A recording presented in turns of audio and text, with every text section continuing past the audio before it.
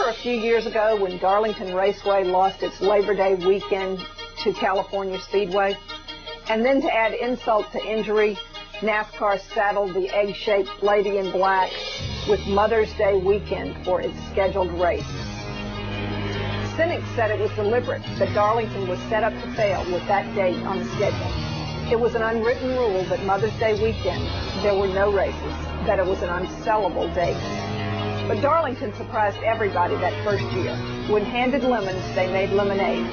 The president of the Speedway, Chris Browning, got his PR team together and they began a new tradition in NASCAR racing. They invited all the drivers' mothers to come to the race and they introduced them with their sons at driver introductions. Not only that, but the mothers gave the starting command. The mothers loved it, the drivers loved it, and the fans loved it. That first Saturday night race in 2005 was sold out. Again in 2006, Mother's Day weekend sold out. So now Darlington has been promised a firm date on the calendar for 2007. The Saturday night of Mother's Day weekend is May 12th. It's expected to sell out with no problem. In fact, ticket renewals are ahead of this time last year. Browning and his staff have ideas of expansion up their sleeves. Kathy Elliott, Director of Public Relations at Darlington, told me that Browning is going before the International Speedway Corporation Board very soon to ask for a garage remodel that would include a fan zone similar to the one at Daytona. Browning would like to build that before the 2007 race.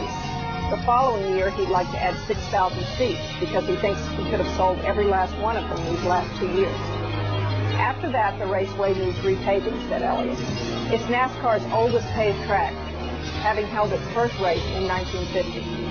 It's rough and worn down, and we're trying to talk to asphalt companies about repaving it without changing it, she said. Nobody wants a change.